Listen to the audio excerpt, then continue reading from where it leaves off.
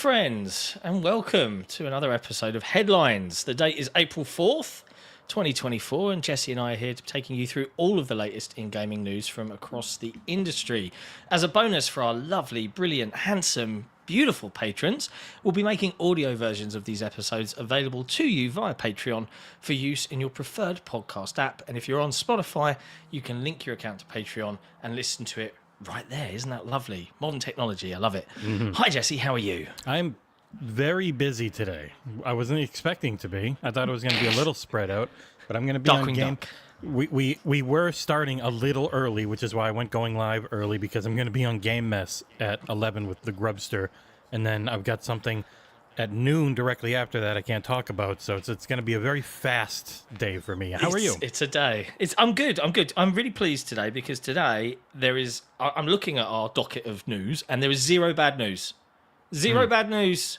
It's a first for a while. It's like there's always been a negative news story. Well, people are trying to make a negative out of the main topic. We're not going to let them do that, are we? 30 of them or so are trying. But it's nice. It's nice. There's lots of really, really great stories here today, so we're going to get stuck right in. As always, you can head to XboxEra.com to keep up to date with all the latest in gaming news, but this is what this show is all about. It's just giving you a nice bite-sized, concise hour-long show. And we've got two quick call-outs to do. A thank you to MASH for rejoining as an XboxEra supporter, and a super chat from it looks like Game Positive. It's cut off on my thing here. Game Positive, thanks for all you do for the Xbox community. Heart. $2 Canadian super chat. Thank you. Appreciate you, bro. I'll heart your super chat. Yeah. First I'm headline. giving it a big thumbs up. That's awesome. Yeah.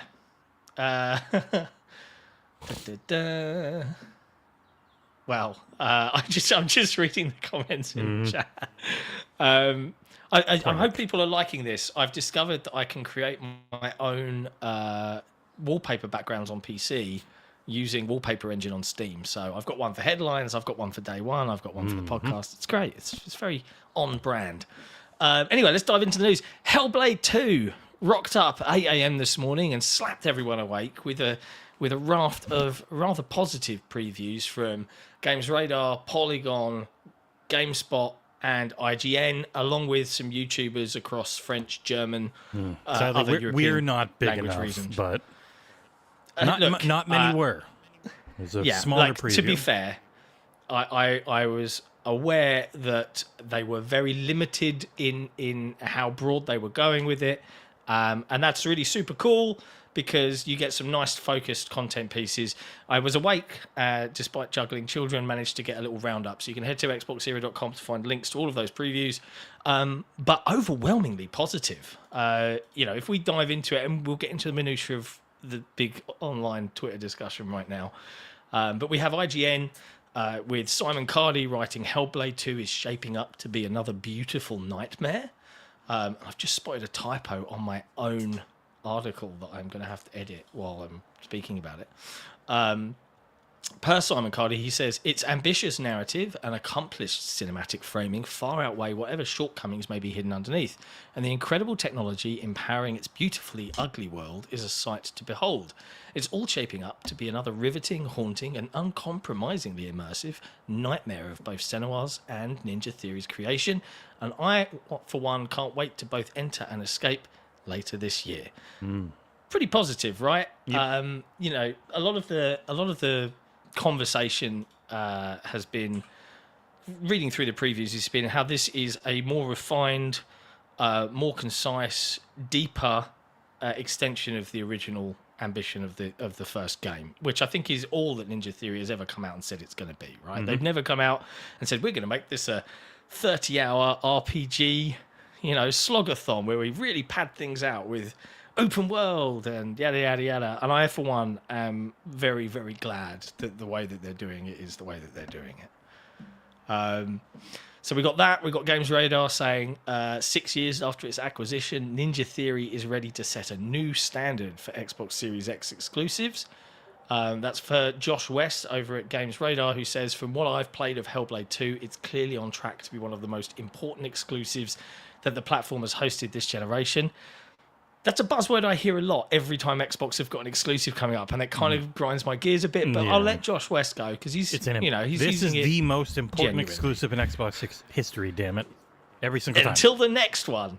Not only is it a fluid and responsive action adventure game boasting best-in-class visual fidelity, it's also an experience with something meaningful to convey. That's great. GameSpot says Hellblade 2's combat looks beautiful and feels badass. Per Jordan Ramey at GameSpot, truly, May cannot come soon enough. I can't remember the last time a game preview left me so excited to dive into the full experience.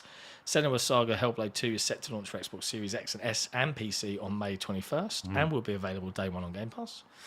And lastly, Polygon have said Hellblade 2 will finally show us what an Unreal Engine 5 game can do, which is, again, really nice to see. So this is all really good news. But then, of course, there's little tidbits here and there.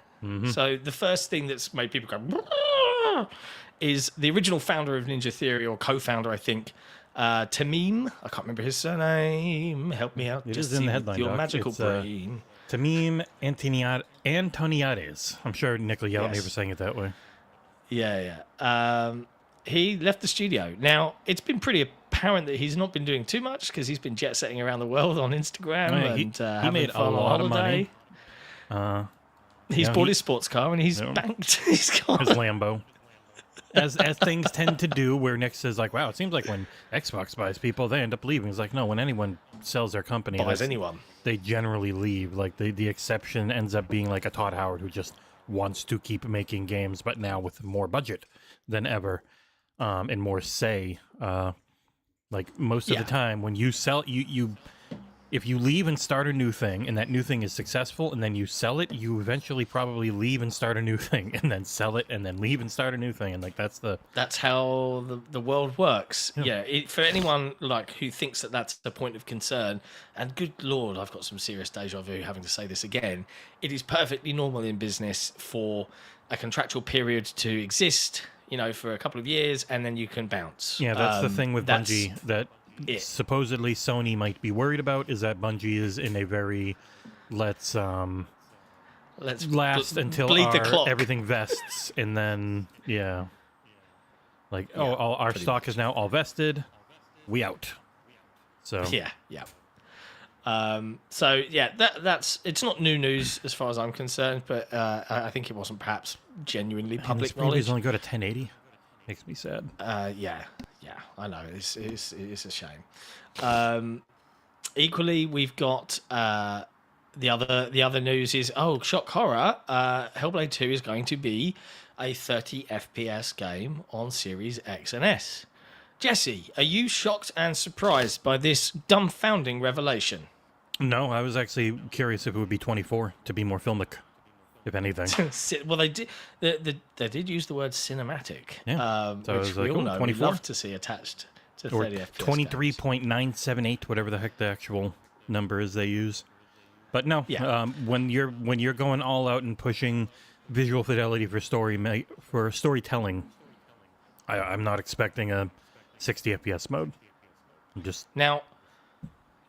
It's now this is this is the perils, ladies and gentlemen, of doing live streams during half term when you have small people around. So let's come on, we call this get in here and let's get this over with. Jeff's kids are cute. Everyone likes them. I'm doing a meeting. What's up?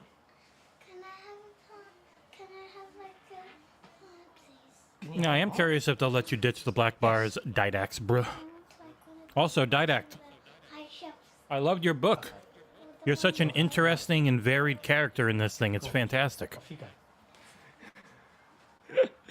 That was my daughter Harriet, who is dressed as Princess from Frozen today. I hope you enjoyed that brief interlude. Sorry about that. I'm doing a Jeff Grubb. Bum. What else? So 30 FPS. It's to be expected. This is a game that is it's a narrative, linear focused. It is not it's not a racer. It's not a first person shooter. It's an over the shoulder. Yeah, if it's not something where you're in control of the camera all the time, it doesn't bother me. Yeah. If it's like it was, they had to make sure Starfield was very smooth at 30. because it was a game where you are in control of the camera the whole time. So if it's stuttery or juddery at all, not fun. Yeah. But even in a game like this, where it's a only one-on-one combat, very like slower paced, visceral focus, as long like it'll be fine. Yeah, exactly. So I'm quite looking forward to it. I think personally, as someone with a 21:9 monitor, yes, of course, I'm going to experience Hellblade 2 on console and on PC. Hopefully, we'll be doing review closer to launch. I will make sure for the review that I get code for both, and so that we can show One both code side is by both side. when it's Xbox. It's nice. That's true. It's very nice. But I'll capture footage on both. But you know how they've presented a lot of the footage with the black bars? You know, very, very the Order 1886, in order to really push what you're seeing. Now, obviously, that is the aspect ratio of my screen. So I'm super curious on PC if I get to really maximize how that looks. So I can't wait for them to release the specs for that one. I'm looking forward to having a good read. Not too long from now. I know, and it's on that little girl that just walked in his birthday when that comes out for all the reviews. So it's going to be a busy time. But yeah, Hellblade 2 looking absolutely fantastic. Heading to your console on Game Pass and on PC May 21st this year. So good times. What else have we got? We've got a story here from IGN, from Destin Legarie. Quite an in-depth piece, speaking to various analysts, including the infamous, definitely a friend of XboxEra, Zhuge, or Zuge, or however you say that name on Twitter. Block huge. Talking about how the industry gets back to growth, right? And the headline for this piece over at IGN is that Xbox isn't the only one rethinking console exclusives. Now, the audience of console gaming, particularly in the bubble that folks it often exists, the hardcore bubble on Twitter particularly, really struggle with this concept. But honestly, try and take a little step back here and understand the bigger picture.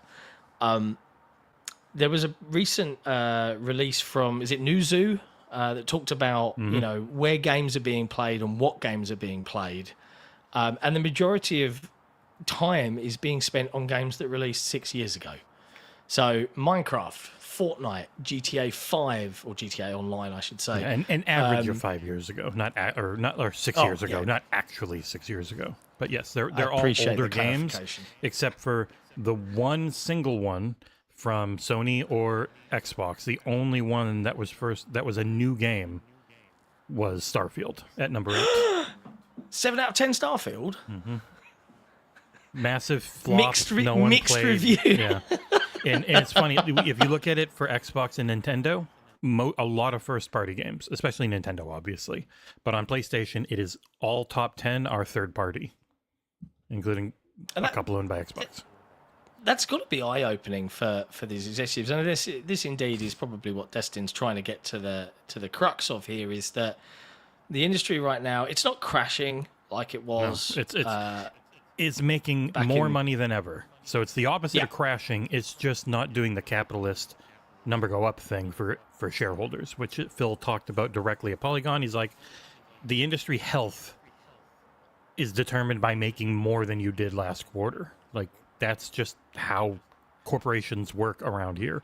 It's not as bad for Nintendo generally. They take a more long-term approach, especially when it comes to firing people. It's really hard in Japan. You have to have a really good reason, and when you're making billions of dollars every quarter, that is not a good reason. So, and it's like the same thing. These companies could afford to pay people for the next 100 years based on what they're making now. But it's more, but if we fire these people, then the number goes up a little bit. Shareholders get happy, because the entire point of being a shareholder is to see your investment grow. And that's what they all want to get to. They want growth, and everything's pointing to slowing down this year in gaming overall, especially with no update for Switch hardware now. So it's expected to be a quiet year. Apparently, the buzzwords at places like GDC and DICE was survive 25 from the majority of game development teams. So But it's fascinating to me to see people still in such uproar about it. I mean, you look at the success PlayStation have had recently with a straight day and date PC release with Helldivers 2, where that is the more popular platform for the game. It just shows where the future is leaning towards. Now, Microsoft, they do have a tendency to always go early on these things. The Xbox One launch, the Xbox One is a piece of technology. I think this one's early in fans' eyes, but is late in reality. Like the reality is, I think you're probably right. The reality is they all should have their stuff everywhere, but the reality is that none of their fan bases are set up for that. No one's like, oh yeah, it's just normal if everything's everywhere. It's still very much that exclusives matter. Unit hardware sales on consoles are the key metric when it's just hasn't been for a while. Like PlayStation isn't making a ton of money by selling a little around the same amount of consoles they did. They're pretty much keeping the player base they had from PS4. They're not expanding it, and that's what they want. They want to expand and get bigger, and it just kind of never freaking happens unless you steal customers from someone else, and it's not. And that's what Phil alluded to. The pie is always going to be the same size pie, and everyone is just kind of every generation dividing it up into different chunks. Yeah, he's talked about for years. Resets. He's wanted to grow everything more because they knew. They've known this for years and years and years. So I don't think they're really early. I think Phil knew this and wanted to do this for a while. And Nick and them will say like, oh, the suits are pushing to make more money. When no, Phil has been talking this exact way about how the industry is not growing for many years. Like he's been that pie metaphor where he wants to make it bigger. So even if you got the same slice, or there's more pie I'm getting from other sources instead of just taking your slice, it's not new for him. Yeah, exactly right. Now, I think end of the day, the one thing that needs to change is that the industry, the way that people talk about it, the pundits need to kind of get behind it, because if the other camp was doing this first, there would be general uproar. But I kind of understand a lot of the fans' bitterness towards this a little bit, because for absolutely ages, and we had an article recently last week saying Xbox still aren't releasing any good games, and I'm like, what is this? What year is this? Right, but the industry, the way it's covered, is they're still pushing that narrative that is frankly just doesn't exist anymore. It hasn't existed for a very long time. It's a FOMO narrative of if you don't get this exclusive at launch, when most people are like, I got a pretty cheap gaming laptop, and I've just been grabbing games for free off Epic, and now I've got a library of 300 things I'm never going to get through. That's the average player. You just hand them a bunch of shit, and they'll take years to go through it and be happy.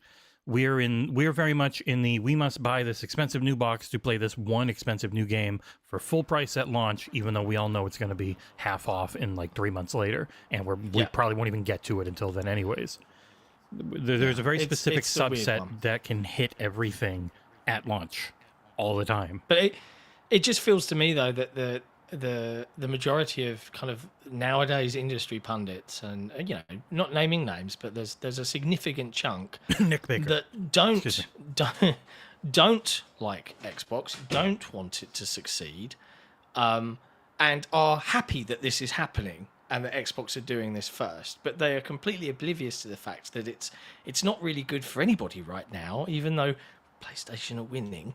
It's slowly got to all change, because nowadays younger kids, they don't care what platform it's on, and I always hear it. There's disappointment between my son, if he's chatting to him, and they're trying to play something that isn't cross-play or isn't a live service game that is on everything. Oh, where are you playing? Oh, I'm on Xbox. Oh, okay, I can't play with you. That sucks. They don't want to live in that world anymore. That's old guard stuff. We are the old guard now. Weird friend who wants to play ARMS on his Switch, and everyone's like, what the hell is ARMS? And they can't. Yeah, sorry, Nick. No one wants to play ARMS with you. Anyway, so it's an interesting piece. Go read it. I'll put a link in the chat from IGN right now. Go read the threads about it on Resetera. They're really happy with Destin. Yeah, they're really going hard on Destin. What else have we got? Okay. Speaking of Xbox, Xcast just had a show with Jeff Grubb on, who I think you're doing a show with in 45 minutes over on Jeff Grubb's Games Mess. That Coalition, a Microsoft first-party studio and shepherds of the Gears of War franchise, we should be seeing something around June, so Microsoft Summer Showcase. An interesting one, I don't want to throw fuel on the fire or be slothed in any way, shape, or form. But there's a few things that have been heard about Gears 6 recently. And I'm going to throw one out there. And no, it's not been reported on because we can't verify it, so I'm not going to report on it. But the thing I'd heard was that back in the day, Gears 1, 2, and 3 were always trying to push Unreal and graphical fidelity. And AI is the biggest buzzword now. So it was strongly suggested that we should see or expect Gears 6 to do new things with artificial intelligence that we've not seen before. I don't know if that's completely factually accurate or complete nonsense. So Kotaku or anybody else watching, or Sloth, it's just conversational. Like, it's just something that's been heard. All right? Just chill. Doesn't need a headline. Okay. I did see I saw a mention in the chat, why do all streaming services have exclusives? And to that, I would say you can play your streaming service exclusives on any device. So it ends up being very different. You can't play, accurate. You can only play your games on one device, unless it's Xbox, and then you can also generally play them on PC. And PlayStation is on that boat already too. So the big thing, I do think, going back to the exclusive thing, Xbox did the pivot a while ago. PlayStation's doing the pivot now. Eventually, they're both going to have their stuff be day and date on PC. PlayStation, once they have their own store. As far as Gear 6 goes, it's been, it'll be 5 years, almost 4.5 years by June. Makes sense. Yeah. They were definitely taking their time to redo their tech for Unreal Engine 5. They had their little projects. Wait to see what that looks like. It's going to look absolutely bananas. Like, Hivebusters at launch was insane. Like, what a graphical masterpiece. And one of the best expansions that's been in a game for me, like one of my most enjoyable ones, barely ever talked about or covered, makes me very sad. Yep. But that's the thing. Most expansions don't get much coverage or playtime. I think Shadow of the Erdtree will probably be like the biggest expansion ever, and it is very much the exception. If you have Game Pass Ultimate, you have Gears Ultimate Edition. It was the only time they did it. You have Hivebusters. You've got everything. And if you don't, it's even worth the $20 if you've got a friend to go in with you that you game share with. That Hivebusters rules.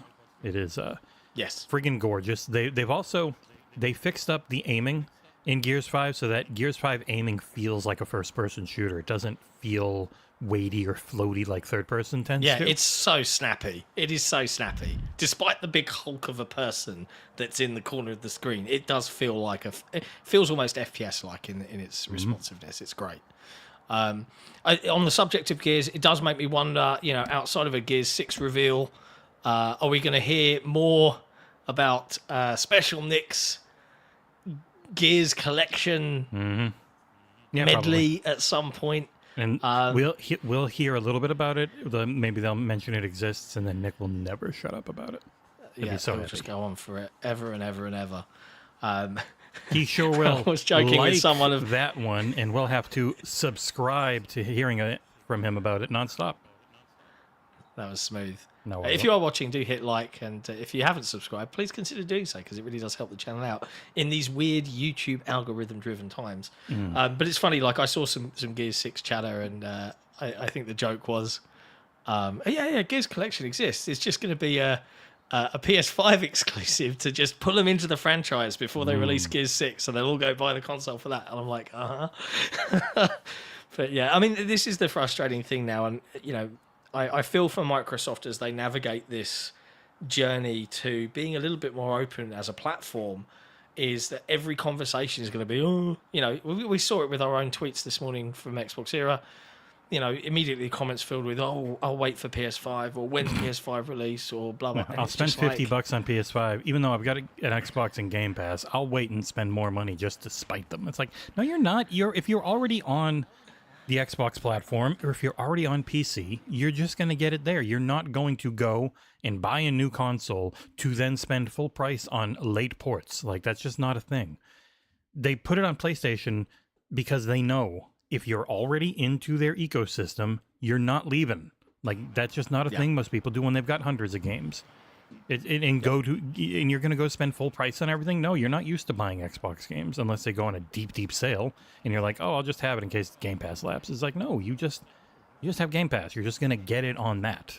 You're not going to completely change everything out of spite unless you're a weirdo. There are some weirdos. Yep, true story. Speaking of, Jeff Grubb and Gears 6 and all of these weirdos. Things, he's and weirdos. Yeah, it's all links back to Jeff Grubb somehow. There's more news coming from the Grubbster. And this is picked up via GameSpot, byline by Hayley Williams, who writes that a new PlayStation showcase, Sony's version of a direct presentation, could be coming in May. That's according to Jeff Grubb of Giant Bomb, who mentioned on a recent Giant Bombcast episode that he heard that there will be a PlayStation something, either a state of play or a showcase next month. Yeah, and then he leaned into saying showcase, I think, on Twitter. Yeah. He speculated Silent Hill 2, which is a PlayStation 5 console exclusive, could show up at the showcase, although that remains to be seen. I fear for that. I've heard as well. It's a smaller titles like Astrobot and stuff like that. Like Astrobot wouldn't even be smaller for them. There's so many Astrobot fans now that it came for free with the freaking console and was like one of the best showcases of the controller. I do fear for Silent Hill 2 because it's a beloved classic being made by Bloober Team, who try, but I don't think always succeed. But they definitely they go out there and they try things, and if you try things in a remake like that of a beloved, risky Japanese horror game from incredibly famous developers and stuff, it's going to be tough for people to be okay with it, because that's like for the people who are into Silent Hill 2, it's like their forever, we love this type of thing. Yeah. Like, it would be like taking Halo CE and rebuilding it for Halo fans and then being like... Do you know, I wouldn't be against a complete reboot and a refresh of Halo CE. Me neither. I genuinely, I wouldn't, because... Imagine if you didn't just do the game once and then do the game essentially backwards. Imagine if you had a whole game. It's kind of what Halo 1 is. Yeah. They ran out of time. They had to just have you walk backwards through most levels. Great. Oh, it works fine because it's just so... The default gameplay is so fun. Outside of the hunters... pretty much requiring you to always either carry a pistol or a sniper when you know they're coming. Other than that, everything fantastic. I remember the hunter shooting the hunter in the back, seeing the kill, being like, wow! And then the 10th time I did it, like, so I have to always have this thing? I was like, cool. Yeah. And then you die and it's gone forever because... Two Betrayals is still my favourite level of any Halo game. Like, I loved the combat mix when you have the Flood and the Marines and the Covenant and the vehicles. And it's always been my favourite. I was really hoping that Prometheans would still be in Infinite, but better, because they made them better in 5. So bad Prometheans 4, decent Prometheans 5, then if they were still there, it could have been good Prometheans 6, and you could have had that ping-ponging of enemies and you. I'll say this with a wink and a nudge, right? If anyone from Microsoft is watching that loves Halo, bring the Flood back.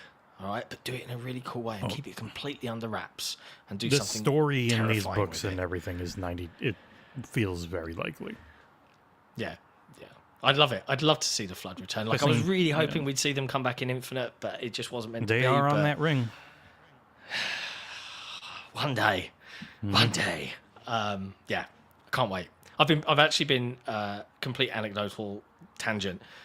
My missus has never really been into gaming. She's completely addicted to Balatro, and anytime I've tried her on any game that is like, this requires the use of a camera and a thumbstick, you've got to manipulate your brain. She's like, I can drive a car, I can play piano, I can play a saxophone, I can do things.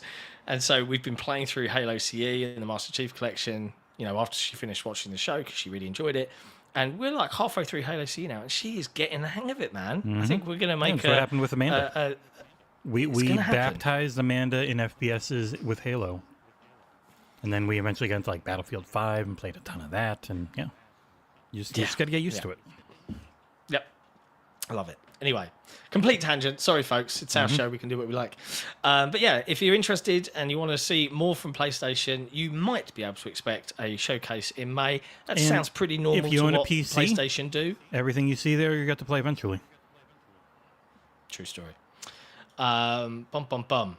What else? The Dead Cells developers, or the ones that used to develop Dead Cells. This is a complicated story. So there's two things. We're talking about the one of Motion Twin, who are the main developers for Dead Cells, not Evil Empire, who were the expansion developers who worked on a lot of the expansion stuff. So this is Windblown, a new roguelite that they had announced before, but now they're showing gameplay for it. Motion Twin is awesome, and Dead Cells is one of the best games of last gen, one of my favorites of all time. Like, legitimately, I remember selling it to One Bad Mother and him falling in love with it. And it's like, yeah, everyone I can sell Dead Cells to, the moment you get it and you see what that loop is and how good the gameplay gets as you unlock stuff, and then you get to that castle, if you buy the Castlevania expansion and that friggin' music hits and all those weapons and everything, yeah. I'm very excited in them making a roguelite, almost Diablo-looking, camera perspective thing, though very colorful in nature compared to... It looks so pretty and bright. Just reading through, this is from Insider Gaming, Anthony Fertino is the byline. This is a new gameplay trailer for Windblown, which is that team's next action roguelite. They announced it back at the Game Awards of 2023, and it did offer a few glimpses of gameplay, but it was mostly cinematic. It's coming into early access on PC in 2024. I am quite excited for it. I'm getting yelled at in the chat by the missus, but still, I'm very excited for... I know you played video games before. I'm just saying we baptized you at getting better at them, because you had talked about how you had a hard time with dual thumbstick games. That's all. Yeah. Honestly, and I think controllers are such a barrier for entry for most people. And gamers just like, yeah, it's a controller, it's easy. It really isn't. You hand a controller to anyone that's never used one before, it's like, it just breaks your brain. But you can overcome it. And there is a strict training regime. I always start people with 2.5D games and then initially easy, no combat 3D games and then go from there. But it's always fun. But anyway, that's Windblown. You can find the trailer online on YouTube. I don't know if you've been playing it while we've been doing the show. Oh, aren't you good? Yeah, looking forward to seeing more from those guys. Next up, good news. This is a good news train this morning. Dragon's Dogma 2 hits 2.5 million in sales, 10 million for the franchise as a whole. Extremely great start for Capcom's latest title release. You loved it, right? Even I have been. I've watched a lot of the footage, and even I've been a bit tempted to try and pick it up and dabble. But I know myself. I tried getting extra copies. They stopped talking to me. They're so busy. I know how it goes. The moment a game actually launches, they're bombarded with so many messages that I might hear back from them in like a month. And they're like, sorry it took so long. We've been super busy. It's like, yeah, I know you're prioritizing the new people, because the press all had this for, 10 days beforehand. We're all good. We've got our stuff. Our coverage is out. They then shift over to content creators and streamers and stuff who really sell the game way better than we ever could. So I understand. Yeah. But great news for Capcom. Congrats to that whole team. I know that the weirdly super positive reception, and then, oh no, there's microtransactions like in every other Capcom game, and people freaked out about it, probably overshadowed what was otherwise an excellent launch. I think there's already had its first patch on Xbox and console PC. Yeah, it gave fix some issues. It gave a 30 FPS cap if you wanted it, because you don't have a VRR TV. You also could turn off like ray tracing and some other stuff, which might help keep it around 30 more often. It is a very CPU bound game. I don't expect patches to ever make it like a locked 60, but I think it will be in a lot better shape overall eventually. But who knows? As it is now, perfectly playable. Not a high frame rate game, but also not one, unless you're playing the Archer or the Magic Archer, where you really need to aim a ton. But even when I needed to aim as like a caster and stuff, it was fine. The game's great. Yeah. It's super emergent physics based, and that type of stuff will always, the more you're simulating, the more you're pushing these cheap little boxes CPUs, which are just not going to be as good as a high-end PC ever. True story. Next up in the news, this one comes from trueachievements.com, written by Sean Carey. Very nice bloke.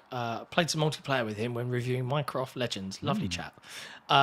Because we were like, let's do some multiplayer together.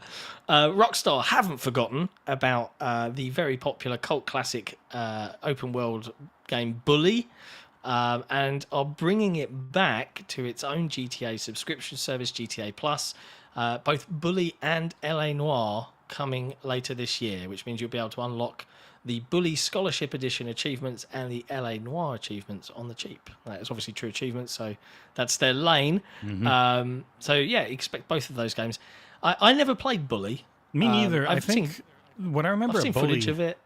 I remember my brother really liking it, but I never played it. He always had the 360 in his room.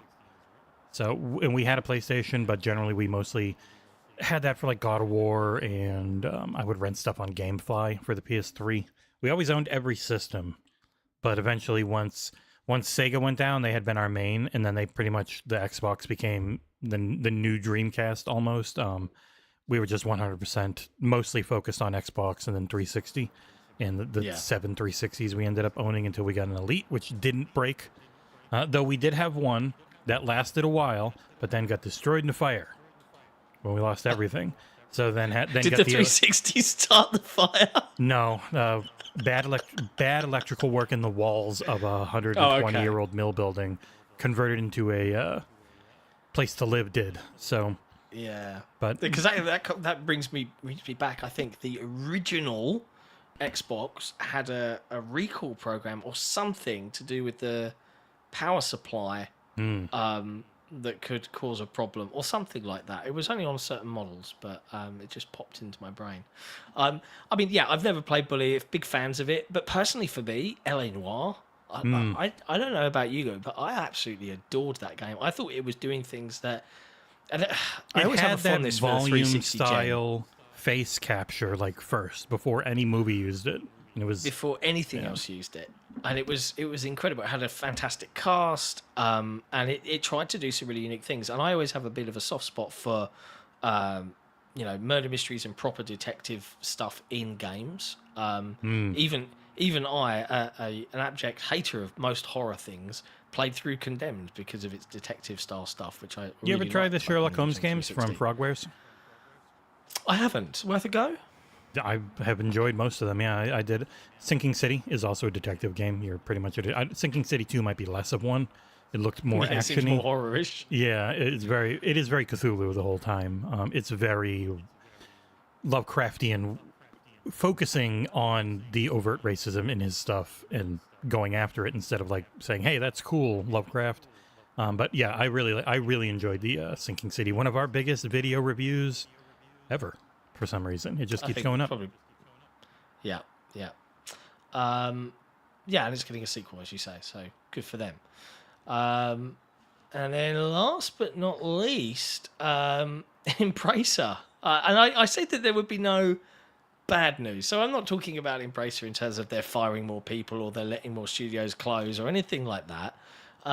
This is just a general thing, is that the Embracer exec was just casually let slip to Games Industry Biz, I think. The $2 billion deal that they apparently lost, or it fell through at some point last year, was with Savvy Games Group, which, was kind of like did I accidentally just say that kind of thing? Like, everyone speculated, but I don't think that was ever confirmed until now, right?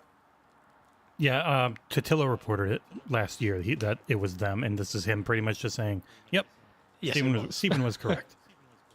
Yeah, but there you go. So, $2 billion. Good lord, that would have been transformative because they don't make enough money to actually. So I think his name's Lars Wingerfurt. From everything I've heard, he really loves video games and he loves the industry.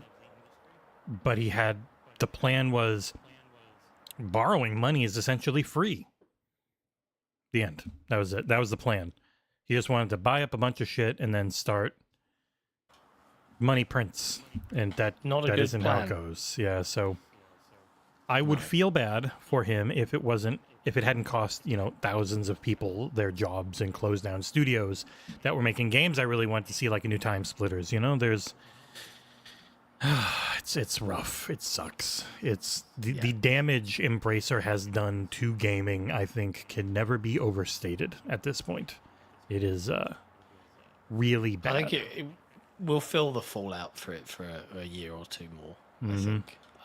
Because they're like, oh, we're not cutting any more jobs. We're done cutting, but we're not ready to buy more yet. And like, you better not be ready to buy more yet. God damn it! I think he was talking to investors and stuff about acquiring, though. Like, any studio that's approached by Embracer now at this point for an acquisition would be like, we're okay, thanks. Any studio that genuinely values what it is and its unless culture, they've got a like, guy just literally looking to cash out and he doesn't care about his people. Well, there's more of them than we would probably care to admit out there, but but yeah, that's it. That's all the news, really. While I've got everyone here, just a friendly reminder that on Saturday, you can expect the XboxEra podcast live with very special guest Abubakar Salim, who is joining us to talk about Tales Kanzara, Zal, the development of it, his journey, and everything in between. I think he'll even be hosting the infamous game show of Name a Game, which should be most amusing. So you should expect a slightly shorter show.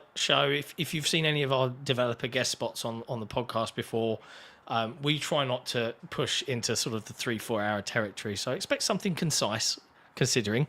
But Nick's very excited to have him on, as are we all. So really looking forward to that.